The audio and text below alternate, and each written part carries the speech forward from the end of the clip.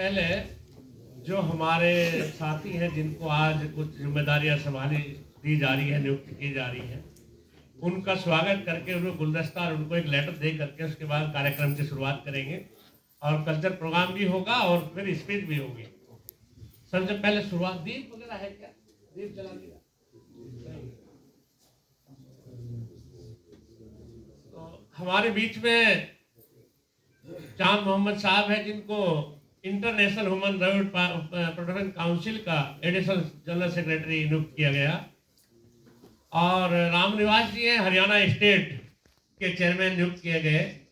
हमारे बीच में आसमा खान है, वो भी स्टेज पर, उनको हमने वुमेन सेल की चेयरमैन नियुक्त की गई। और एक हस्ती और हमारे बीच में है इंटरनेशनल, जो मलेशिया से आए हैं, अब्दुल खालिक साहब, शायद वो नहीं पहुंचे अभी, उनको इंटरनेशनल जनरल सेक्रेटरी नियुक्त किया गया। इन सभी लोगों को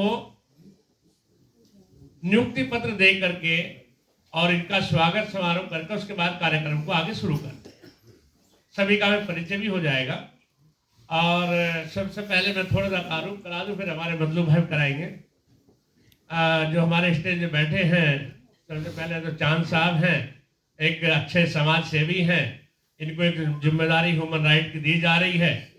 मानव अधिकार वो है जो सबसे जुड़ा हुआ है, मानव और मानव का अधिकार, इंसान हकूक। कहीं भी किसी की आवाज को दबाया जाए वहां इंसान हकूक आगे आता है। मानव अधिकार हम सब लोग नहीं समझ पाते कि हमारा अधिकार क्या है, सरकार में हमारा अधिकार क्या है। हमारी एक वोट से सरकार गिर जाती है, एक वोट से सरकार बन जाती है। आपने देखा होगा पार्लियामेंट में एक बार एक वोट से अटल जी की सरकार 13 दिन गिर गई थी। हमारा सबसे पहला अधिकार वोट का है। हम अपने वोट से अच्छी सरकार चुन सकते हैं, हम अपने वोट से पूरे समाज का सुधार कर सकते हैं। ये एक हमारा सबसे पहला अधिकार है। उसके बाद सबसे हमारा अधिकार पहला है शिक्षा का। भारत सरकार के संविधान में है, कोई अशिक्षित बच्चा नहीं रहना चाहिए, हर बच्चा शिक्षित होना चाहिए। एक बच्चा शिक्षित होगा तो वो अपने अधिकार को पहचान पाएगा। अगर वो नाबीना है, अंधा है, समाज में वो क्या पढ़ पाएगा? एक अनपढ़ आदमी नाबीना के बराबर होता है, उसको क्या पता मेरा अधिकार क्या होता है।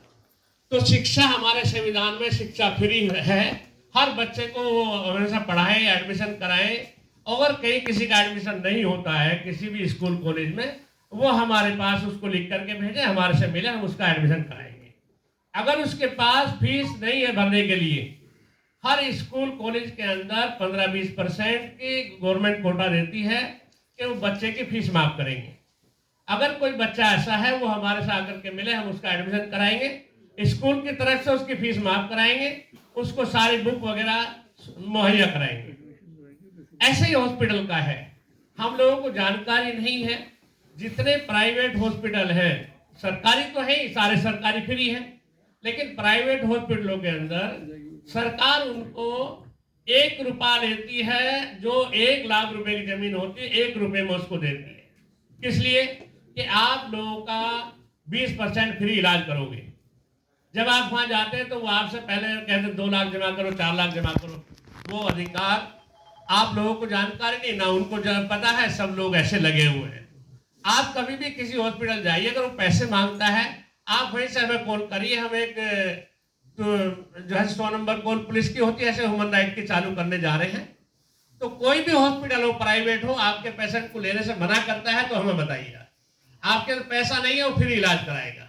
हर हॉस्पिटल के अंदर 20% बेड खाली होते हैं, और सिर्फ वो उनके लिए होते हैं जो गरीब लोग हैं, जिनके पास पैसा नहीं है।